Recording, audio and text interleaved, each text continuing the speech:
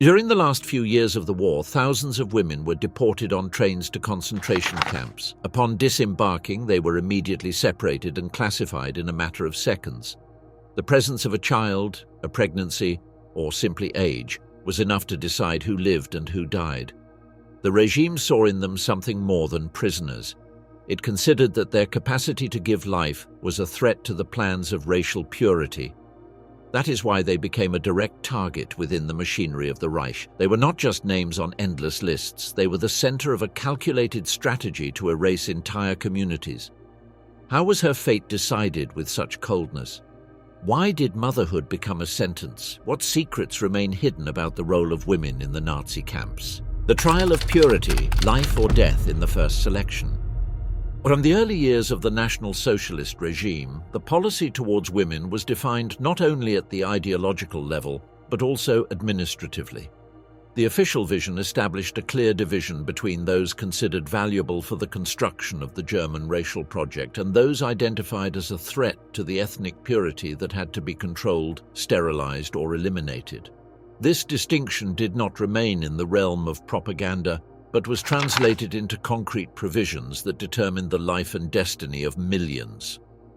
The female ideal promoted by the regime placed the German woman at the center of a reproductive role directly linked to the demographic interests of the Reich. The expectation was that she would produce numerous children conceived as future soldiers and Aryan citizens in the service of an expanding empire.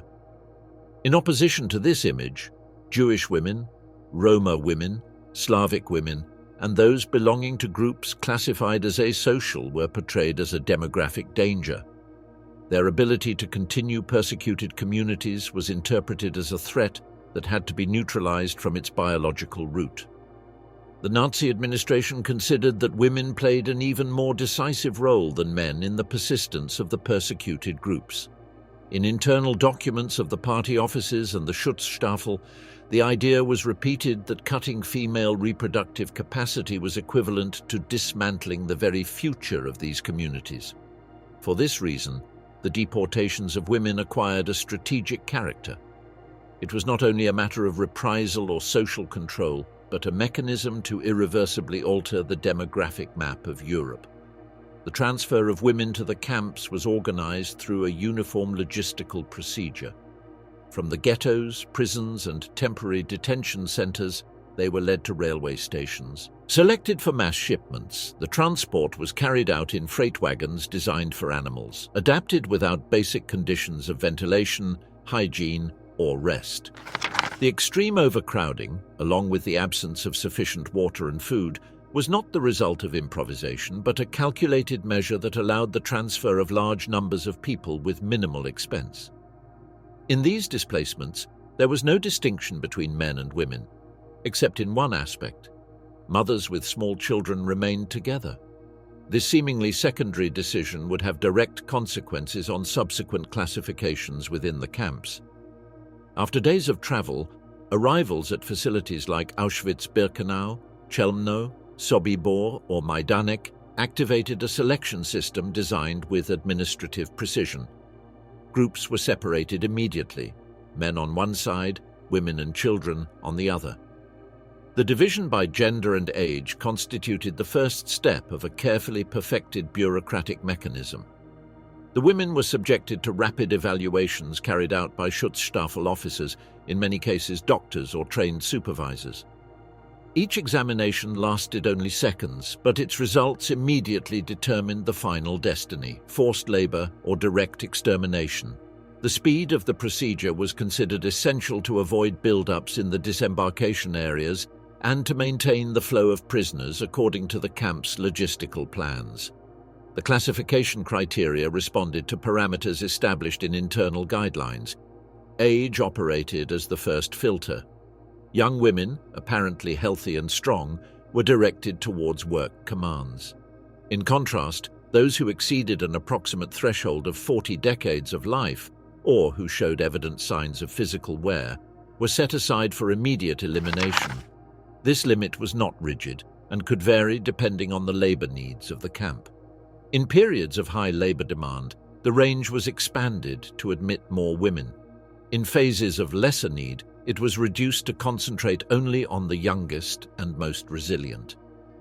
Physical condition was assessed superficially but with a constant method. The officials observed build, posture, apparent energy, and any visible signs of illness or disability.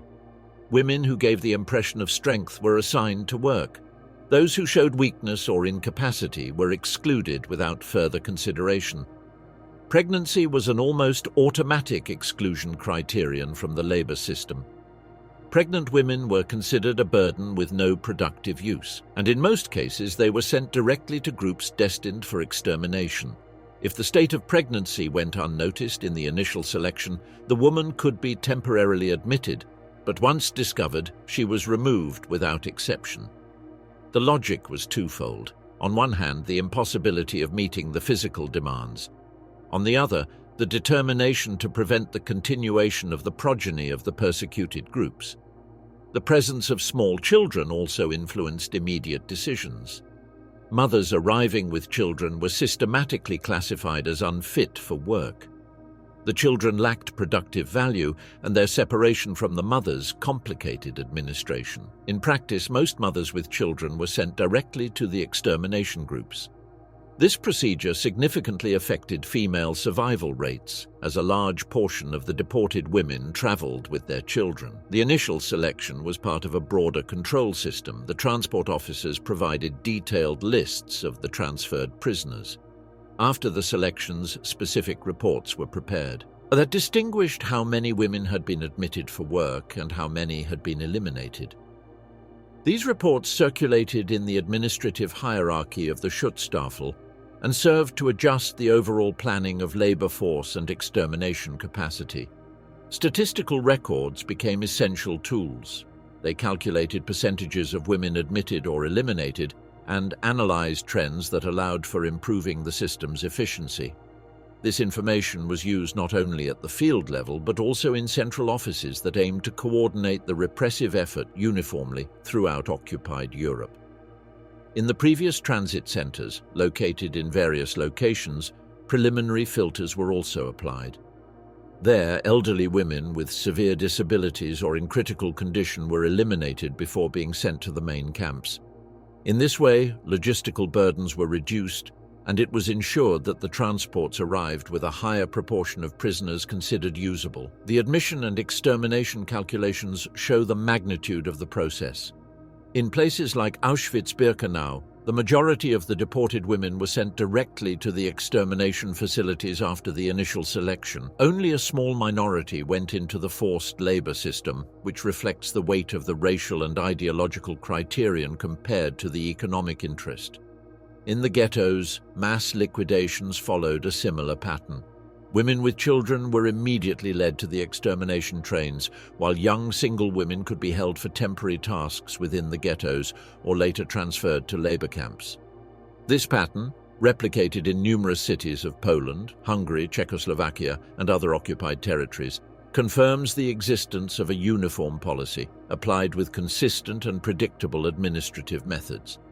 The classification of women in the camps was not an isolated act, but the first link in a more extensive bureaucratic machinery. Every initial decision was linked to demographic, ideological, and economic objectives.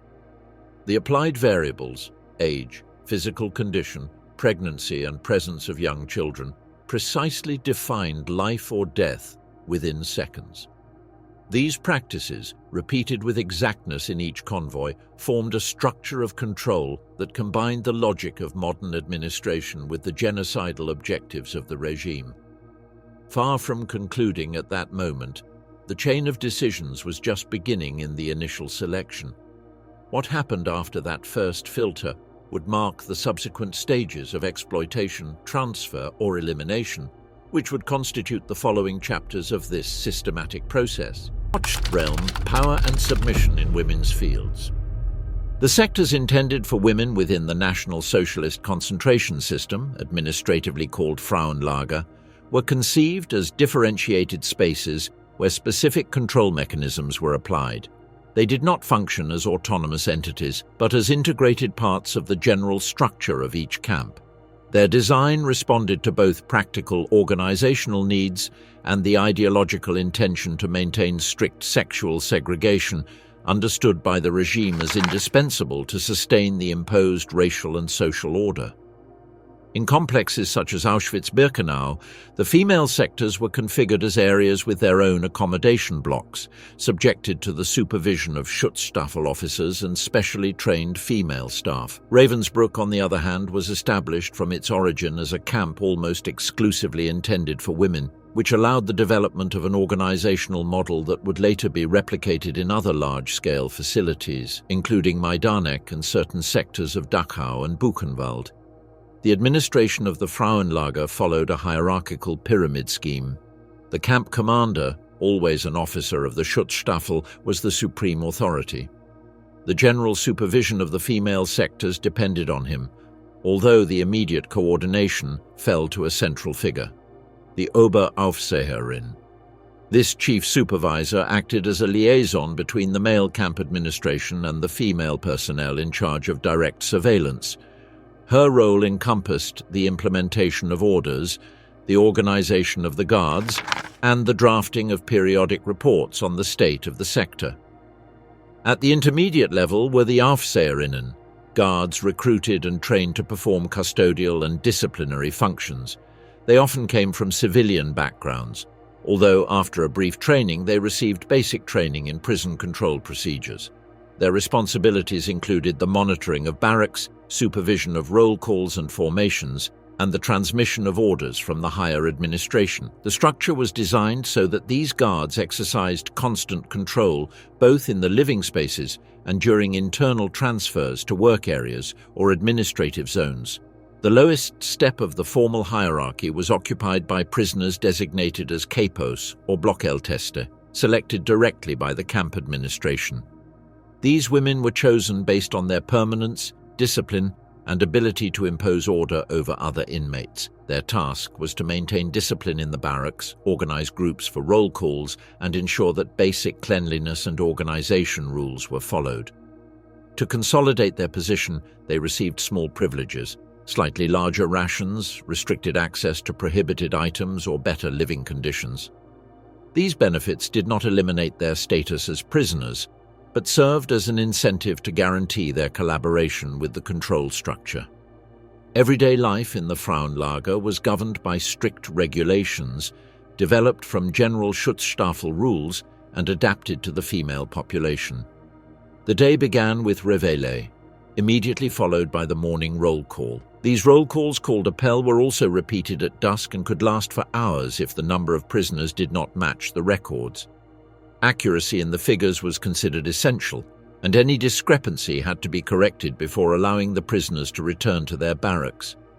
The disciplinary system was equally regulated. The most common infractions were disobedience to orders, unjustified absence at roll calls, disorder in the bunks, and failure to comply with cleanliness standards. Sanctions could vary in intensity, from physical punishments to deprivation of food or transfer to punishment units. All measures had to be recorded, and in the most serious cases required authorization from the Oberaufseherin or even the central camp administration. The spatial organization of the female sectors was not by chance. The barracks were aligned in a way that facilitated surveillance from strategic points, while the accesses remained under permanent custody. Any movement between areas required explicit authorization and was recorded in official lists. The administration sought to ensure that each prisoner was located at all times, which reinforced the bureaucratic nature of the system. The internal regulations came to regulate precise aspects: meal schedules, periods of nocturnal silence, arrangement of the bunks, and even posture during roll calls. These rules not only aimed to maintain order, but also to standardize the behavior of thousands of prisoners, minimizing the possibilities of collective disobedience. Strict regularity was considered a control mechanism in itself. Surveillance was not limited to roll call moments or life in the barracks. The Aufseherinnen accompanied the groups during transfers to work sites, observed compliance with orders, and reported any behavior considered irregular. The constant presence of these overseers was intended to ensure that the hierarchical structure functioned without interruptions, avoiding the need for direct interventions by the male administration in the day-to-day. The role of the capos was essential within this strategy. By delegating part of the control to designated prisoners, the administration managed to multiply its surveillance capacity without the need to significantly increase the number of guards.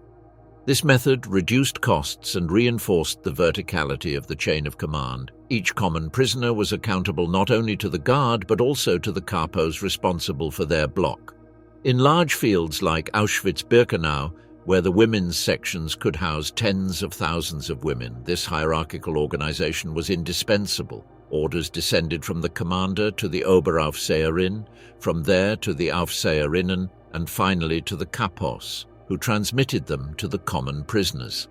The system created a continuous chain of responsibility in which each level was accountable to the immediate superior. Administrative records played a central role in this network. Each prisoner was identified by an enrollment number that was associated with her block and her work unit. These data were updated during the counts and were used to organize transfers, plan work assignments, and apply sanctions. Accuracy was essential, and any error had to be corrected quickly to avoid failures in the administrative chain. Unannounced inspections constituted another control tool. Conducted by guards or by higher-ranking officers, they checked the cleanliness, order of the bunks, and compliance with established rules. Any irregularity was recorded in official reports and could lead to sanctions for the responsible prisoners and also for the capos, which reinforced the pressure towards collective discipline. The administration of the female sector depended on constant coordination between different levels of command. The main supervisor had to respond to the labor productivity demands of the field, while the Aufseherinnen were responsible for strictly enforcing daily rules. The capos, in an ambiguous role, moved between obedience to the administration and the tensions arising from their coexistence with the common prisoners. This complex network of responsibilities made it possible for control to be exercised uninterruptedly in every aspect of daily life. This organizational model consolidated the Frauenlager as essential components within the concentration camp system. Far from being mere accommodation spaces, they functioned as administrative units perfectly integrated into the National Socialist control machinery, where each rule, each hierarchy, and each record played a defined role in preserving the imposed order. The way in which this framework connected with the forced labor regime and with the extermination operations will be the next step in understanding this system. Voracious machinery, bodies consumed by the Reich. The incorporation of female prisoners into the economy of the Third Reich was consolidated as a central mechanism of the German war effort. The system of labor exploitation was not limited to internal maintenance of the camps, but extended to a wide network of strategic industries, from armament production to agriculture. Each female contingent was distributed according to a planned administrative scheme that combined physical and operational criteria with contracts established between the Schutzstaffel and private companies. The work assignment began immediately after registration in the camps. The women classified as fit were distributed in specific commands based on their apparent conditions, local demand, and the availability of production facilities. A significant part was allocated to internal tasks, essential to sustain the daily operation of the camps. These included the cleaning of barracks, food preparation, washing of uniforms and clothes, maintenance of latrines, and other basic infrastructure tasks. These tasks, although they did not directly contribute to war production, allowed other groups of prisoners to be freed for activities considered to have greater economic profitability. Integration into the military industry represented one more step in systematic exploitation. Thousands of female prisoners were employed in munitions factories, weapons component assembly workshops, uniform making, and equipment repair. Forced labor was a response to the growing shortage of German manpower, a consequence of the massive mobilization of men to the front. The prisoners came to fill that void, becoming an essential human resource to sustain armament production. The textile sector also absorbed large contingents of women. They were dedicated to making military uniforms, blankets, backpacks, and other supplies made from fabric. The previous experience of many prisoners in sewing tasks was leveraged to increase production in a sector that demanded manual dexterity and continuity. In parallel, others were sent to construction, where they performed tasks such as transporting materials, digging trenches, building walls, and constructing military facilities. These activities involved much more severe physical wear, with higher labor mortality rates than in other sectors. Agriculture was another common destination. On farms near the fields, the prisoners worked in the cultivation of cereals and vegetables, as well as in livestock breeding. Agricultural production ensured the supply both to the fields and to military units deployed in different regions. The administration used this labor to maintain a minimum level of food self-sufficiency in occupied territories. The link with the private industry was formalized through contracts. The companies requested contingents of women, specifying the necessary number, the type of work, and the service time. In return, the Schutzstaffel received daily payments for each employed worker. This model turned the camps into regular suppliers of forced labor, generating constant income for the organization and ensuring the companies an abundant source of personnel at low cost. Large German industrial consortia such as IG Farben, Siemens and Krupp established facilities in the vicinity of concentration camps. These factories were designed to operate in close relation with the prisoner sectors, which ensured the immediate availability of workers. An example was the IG Farben industrial complex in Auschwitz-Monowitz, where thousands of women participated both in the construction of chemical facilities and in their operation. Strategic materials, such as synthetic rubber and fuels, were produced there to sustain the war. The contractual agreements not only covered the number of female workers, but also productivity parameters. The companies sent periodic reports to the Schutzstaffel administration, detailing the volume of production achieved and the pieces manufactured.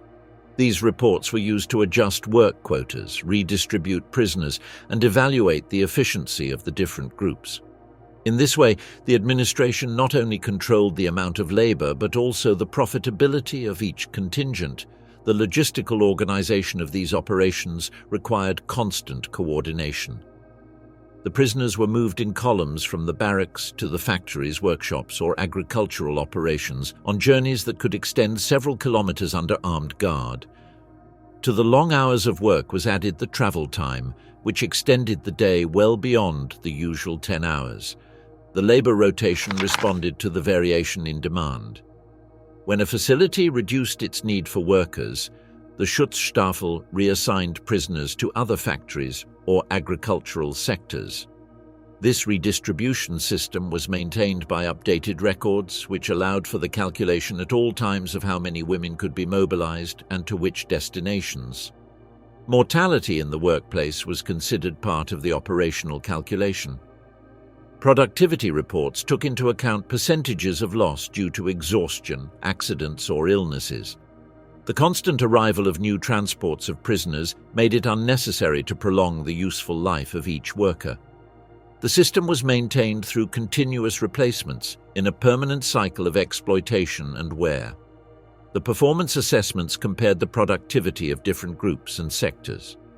It was observed that in activities requiring manual precision, such as the assembly of small components or textile manufacturing, women managed to maintain more stable levels. On the other hand, in construction and jobs involving intense physical effort, exhaustion rates were noticeably higher. These observations were used to refine assignments and make the most of each group's capabilities. The generated documentation also included financial records. Payments made by companies were organized into categories according to the type of work: specialized, semi-specialized, or unskilled. Although a nominal credit was occasionally recorded in the prisoners' names, it could rarely be cashed. The economic benefits were almost entirely absorbed by the Schutzstaffel, consolidating forced labor as a source of institutional funding. The economic exploitation of imprisoned women fulfilled several simultaneous functions, supplying abundant labor to industries, freeing up German workers for the front, ensuring constant income for the Schutzstaffel, and sustaining production in strategic sectors like armament, textiles, chemistry, and agriculture. This mechanism turned the Frauenlager into nodes not only of social control, but also of economic integration in the machinery of the Reich. The way in which these dynamics combined with the internal selection of prisoners and extermination policies will mark the next phase of this analysis. The ruthless experiment, science turned executioner. The medical eugenic program of the Third Reich represented the most systematic application of Nazi racial theories in the field of medical practice. These experiments did not arise spontaneously during the war, but were the direct extension of policies initiated in 1933 with the enactment of the law for the prevention of offspring with hereditary diseases. From that moment, forced sterilization became a legal tool that had already affected thousands of women in Germany before the outbreak of the conflict. The war allowed these practices to be transferred to concentration camps, where the legal and ethical limits that might still have existed in German society were eliminated. The central objective of these programs was twofold. On one hand, to develop methods of mass sterilization that could be applied quickly and effectively to entire populations, avoiding the need for prolonged surgeries and extensive hospital resources. On the other hand, to generate a body of medical knowledge that supported the racial theories of the regime, integrating the results within an official scientific corpus. The imprisoned women became the experimental material with which they attempted to perfect procedures aimed at the absolute control of reproduction. At Auschwitz-Birkenau, Dr. Karl Klauberg led one of the most extensive chemical sterilization projects. His method involved the application of solutions injected directly into the uterus, with the aim of causing the permanent obstruction of the fallopian tubes. These procedures were carried out without anesthesia, in minimal hygienic conditions, and with a speed that sought to test the viability of applying the technique on a large scale. Each prisoner used was recorded with an identification number, and the results were documented in medical records detailing immediate reactions, complications, and long-term effects. In parallel, Dr. Horst Schumann experimented with sterilization through radiation. In rooms set up within the camp, equipped with X-ray machines, female prisoners were exposed to calculated doses of radiation on their ovaries and uterus. The purpose was to destroy reproductive capacity without causing immediate death, in order to record the subsequent effects. The facilities were designed with protection systems for the medical personnel, but not for the women subjected to the procedures. The resulting reports included measurements of doses, exposure times, and observed consequences at different intervals. Traditional surgical methods were also subject to systematic testing. Tubal ligations, ovary removals, and other gynecological procedures were performed under intentionally poor conditions. These operations served both as experiments on the feasibility of series sterilizations and for training medical personnel. The high mortality associated was recorded statistically, and the deaths did not interrupt the continuity of the program, but were incorporated as just another data point in the evaluations. Pregnancy constituted another field of experimentation. Pregnant women were used to study fetal development under conditions of malnutrition, forced labor, and extreme physical stress. Sometimes the natural progression of pregnancy was observed until advanced stages to document the effects of food deprivation and camp conditions. In other cases, abortions were induced at different stages in order to analyze embryonic and fetal tissues. The resulting newborns were registered, measured, and, in many cases, eliminated after being subjected to experimental procedures. In this context, Josef Mengele's programs gained notoriety. His main focus was on twins, used to compare the influence of genetic and environmental factors. These girls were subjected to regular anthropometric measurements, blood tests, and repetitive medical exams. Occasionally, chemicals were applied to their eyes in an attempt to change their coloration, or different compounds were injected into each one to compare reactions. When one of them died, The other was sacrificed to perform comparative post-mortem studies. The entire process was recorded on technical cards aimed at establishing scientific parameters on heredity and reproduction. The experiments on women in the camps were not isolated initiatives of individual doctors. They were part of an organized system authorized by the central administration of the Schutzstaffel and linked with German scientific institutions. The Kaiser Wilhelm Institute and other entities collaborated indirectly, receiving results, biological samples, or technical reports.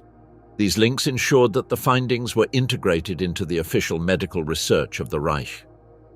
The documentation produced was extensive. The doctors developed protocols specifying substances, doses, and procedures, assigned identification numbers to the prisoners, and recorded the results using tables, graphs, and photographs.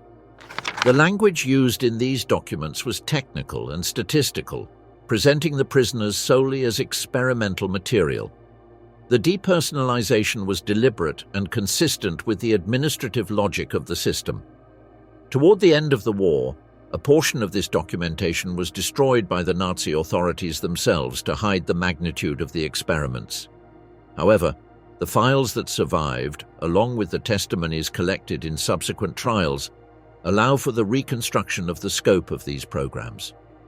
The medical reports were presented at conferences, circulated among different Schutzstaffel offices, and in some cases were published in state-controlled scientific journals, thus consolidating the connection between the repressive apparatus and the official scientific community. The medical eugenic program applied to imprisoned women was developed as a demographic control strategy that combined chemical, radiological, and surgical sterilization with research on pregnancies, newborns, and twins. These practices were conceived to generate methods of mass application, supported by a supposed scientific basis that would justify the regime's racial policies. The place these experiments occupied within the general machinery of the concentration system reveals the way in which ideology and medicine intertwined in an extermination project that had not yet reached its final phases. Regulated flesh, sexuality, and the service of power. In 1942, Heinrich Himmler issued an official order that established the creation of brothels within the concentration camps. These spaces, administratively named Lagerbordelle, did not arise from informal practices but as part of an institutional policy defined by the Schutzstaffel. Sexuality was incorporated as a regulated and administrated element under bureaucratic parameters, turning the female body into a functional resource for the goals of control and discipline of the concentration camp system. The establishment of these brothels responded to specific objectives.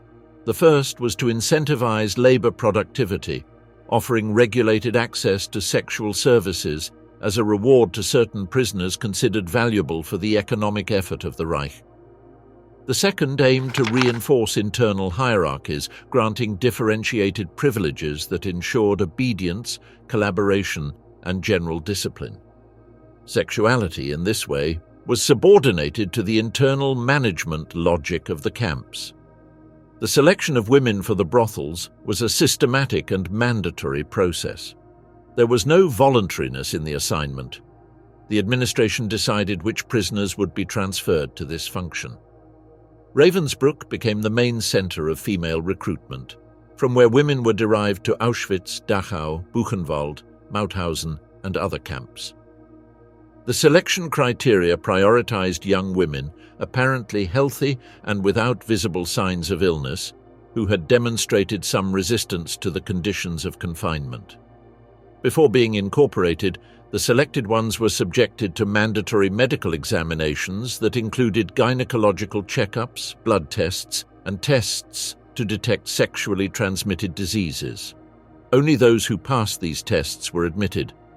The administration maintained individual records with the results of each exam, which allowed for constant health monitoring. Women who presented infections were removed temporarily or permanently, depending on the diagnosis. The operation of the Lagerbordelle was regulated by specific administrative instructions. Opening hours were established, generally in the afternoon and on weekends, with a maximum duration of 15 minutes per encounter. Authorized prisoners had to present a valid coupon issued by the camp administration and register in a control system. Access was limited to certain categories: productive workers, prisoners with administrative functions, or those whose collaboration was considered useful. Jewish prisoners, in application of racial laws, were prohibited from access, although in some camps locally tolerated exceptions were documented. Payment was made through special coupons distributed as rewards. These coupons had no value outside the brothel, were not transferable, and had limited temporal validity. They were given as a prize for reaching production quotas, for reporting clandestine activities, or for maintaining disciplined behavior. The distribution created competition among prisoners and reinforced administrative authority, as access to the brothels depended exclusively on command approval. The facilities were designed to facilitate control. The rooms were small, functional, and lacking privacy. The doors did not have internal locks, and there were indirect surveillance mechanisms to ensure strict compliance with the assigned time. The entire system was supervised by camp staff who checked both the entry and exit of the prisoners. Health control occupied a central place. The assigned women were subjected to weekly medical examinations in the infirmaries, and the results were recorded in specific files. The prisoners were also inspected, although less rigorously, to reduce the risk of disease transmission that could affect productivity. The health of the women, however, was not considered in itself, but only in terms of the system's utility.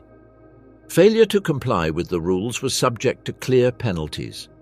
Prisoners who attempted to access without authorization, forged coupons, or exceeded the allowed time were punished with the permanent loss of the privilege, reduction of rations, or more severe disciplinary measures. The assigned women, on the other hand, had to comply with the orders without exception. Any resistance, refusal to attend to an authorized prisoner, or attempt to establish personal relationships could result in physical punishment, isolation, or reassignment to harder work. The political function of the Lager Bordell transcended the individual incentive. The system generated visible divisions among prisoners, reinforcing internal hierarchies and ensuring the collaboration of those who sought to maintain their privileges. At the same time, the administration monopolized the regulation of sexuality within the camp. Unauthorized sexual relations among prisoners were prohibited and punished with severe sanctions, regardless of whether they were consensual or forced. Only within the brothels was sexual activity allowed under strict supervision and with purposes defined by the administration. The administrative documentation confirms the institutionalized nature of this practice. Circulars issued from the central offices of the Schutzstaffel established the number of women to recruit, the physical characteristics of the facilities, the operating rules, and the payment procedures. Regular reports recorded the quantity of coupons distributed, the number of prisoners who accessed, the health status of the women, and the incidence of infractions. These reports were integrated into the general accounting of each camp and were sent to higher instances. The field brothels and the associated regulations show how the Nazi administration extended its control even over sexuality, transforming it into an institutionalized instrument of discipline and hierarchy within the concentration camp system. Invisible edge: women who sabotaged in silence. The clandestine activities carried out by women in concentration camps constituted an organized form of internal resistance that operated through structured networks and planned procedures. These operations focused mainly on the sabotage of productive processes linked to the German military effort and on the smuggling of strategic materials, especially gunpowder and explosives. The scale reached by these initiatives forced the Nazi administration to design countermeasures that considerably increased the operational costs of the camps. The organization was based on small cells of 3 to 5 members who worked in the same sector or had access to common facilities. Each cell maintained a degree of functional isolation from the others, allowing information to be limited in case of discovery. In this way, the dismantling of one unit did not necessarily compromise the continuity of the others. The selection of participants followed practical criteria. Women with assignments in armament factories, munitions workshops, or chemical facilities were preferred for their direct access to critical materials. Those who worked in kitchens, laundries, or internal services whose functions allowed them to transport objects without arousing suspicion were also integrated. The prisoners designated as capos or block leaders were especially valuable. Their mobility and ability to move through different areas of the camp without restrictions facilitated coordination between dispersed cells and the transfer of information or materials. Thanks to this intermediary position, they could serve as a link within clandestine networks without drawing the guards' attention. The methods of obtaining materials were varied. In munitions factories, the prisoners scraped small amounts of gunpowder from defective shells, collected residue from loading processes, or diverted minimal portions during assembly. Although each amount was small, the accumulation over time generated operationally useful reserves. In textile workshops, sabotage took different forms. Deliberate defects were introduced in the making, tools were damaged in a controlled manner, or production was slowed down through calculated procedures, causing significant delays or waste. In metallurgical sectors, opportunities lay in altering welding processes, weakening critical parts, or misadjusting machinery, with effects that could manifest after the initial inspection. Smuggling required concealment techniques developed with precision. Gunpowder could be transported in improvised compartments in work clothing, food containers modified with double bottoms, or toolboxes with hidden spaces. These solutions relied on sewing and carpentry skills that many prisoners already possessed before their deportation. The transfer was carried out during routine movements to workplaces, taking advantage of the predictability of daily marches to organize quick and discreet exchange points. The storage of materials required safe and difficult-to-inspect places.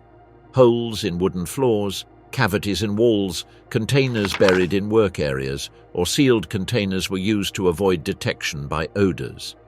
These hiding places were frequently rotated, reducing the likelihood of discovery during unexpected searches.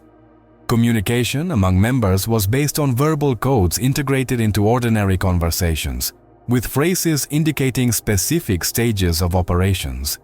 Additionally, visual signals were used.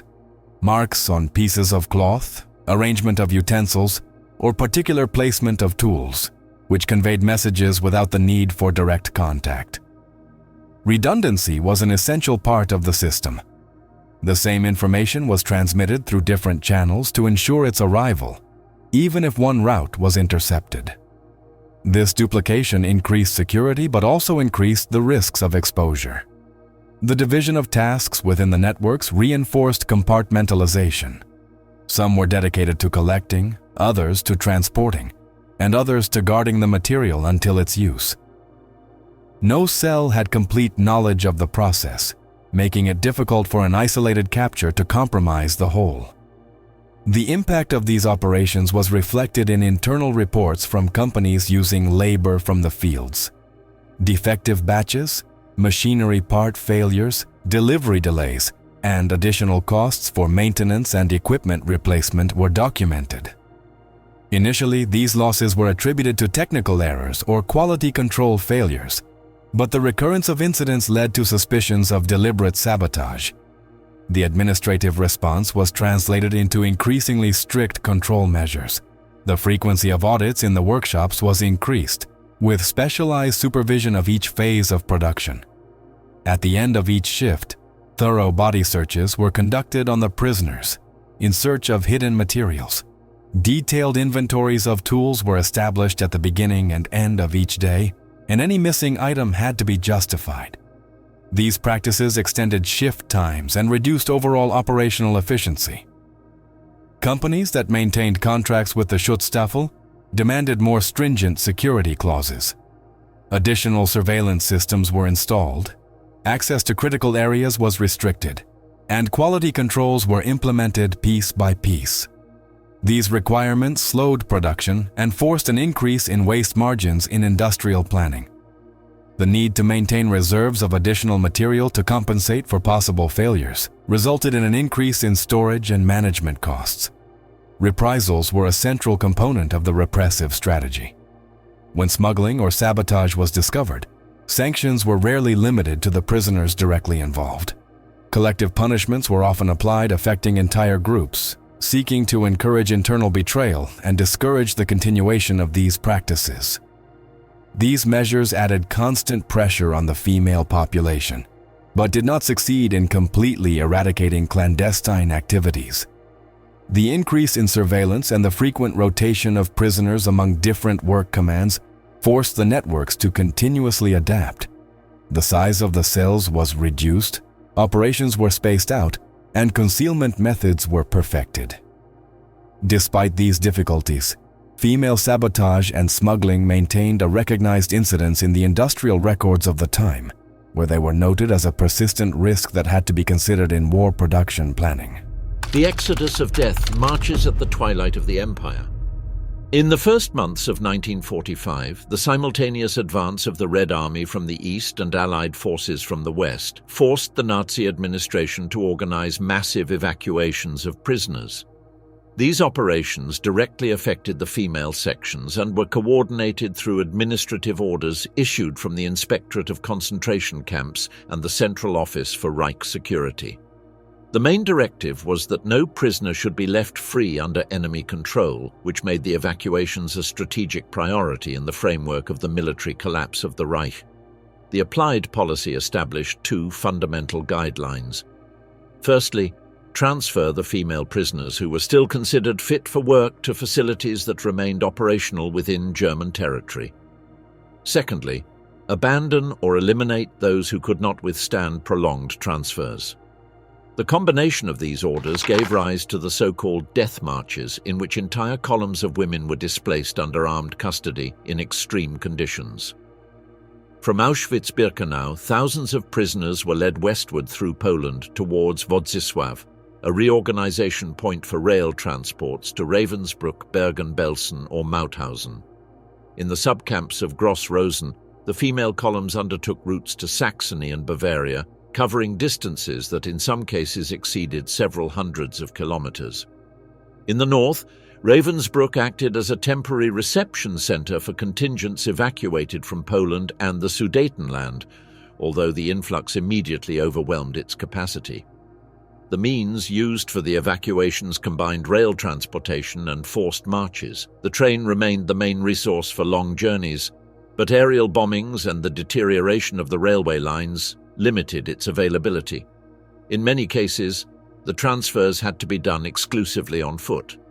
These marches were organized in columns of thousands of women, guarded by Schutzstaffel guards and auxiliary personnel, covering between 20 and 40 kilometers per day in winter conditions, with minimal provisions and without prior preparation. The urgency with which evacuation orders were issued generated improvisation in the logistics. When a camp was threatened by the proximity of the front, the prisoners were hastily assembled and forced to start the march without sufficient equipment. The overlapping of contingents from different camps saturated routes and checkpoints, which caused prolonged stops and increased mortality. The priority for relocation fell on young women in seemingly stable physical conditions, considered still usable in war production. In contrast, the sick, elderly, or weakened individuals were excluded. Some were executed before the evacuations to prevent them from testifying before the Allied armies. Others were left abandoned in the camps without resources to survive awaiting liberation. The mortality during the marches was extremely high. The prisoners unable to keep up with the imposed pace were executed on the way, while the cold, hunger, and accumulated exhaustion caused massive deaths from hypothermia and diseases. In certain stretches, the proportion of deceased exceeded 1/4 of the evacuated. The sustainment of these operations involved high costs at a time when the Reich's resources were practically exhausted. Armed personnel, support vehicles, and minimal food supplies were required, in addition to coordination between different administrative units, Increasing disorganization reduced the effectiveness of this effort, resulting in chaotic transfers and loss of control over the columns. The receiving fields were immediately overwhelmed. Ravensbrück, designed for tens of thousands of prisoners, received numbers that doubled that figure in a matter of weeks. The barracks came to house several thousand in spaces designed for hundreds. The sanitary facilities collapsed and epidemics spread rapidly. Bergen-Belsen faced an even greater deterioration. The concentration of evacuees from different regions exceeded any administrative capacity, which precipitated a devastating food and sanitary crisis in the months prior to its liberation. The dispersal of contingents toward smaller subcamps and factories linked to the war effort completed the fragmentation of the system. These places lacked minimal infrastructure and worsened the living conditions of the transferred prisoners. The widespread saturation made it impossible to maintain the record systems, control hierarchies, and administrative discipline that had characterized the functioning of the Frauenlager in previous years. In the first months of 1945, the female concentration camp system was in an irreversible process of dissolution.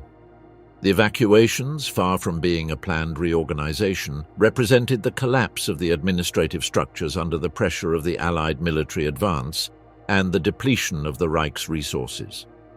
The loss of control over the prisoners reflected the disintegration of a system that until then had operated with bureaucratic precision.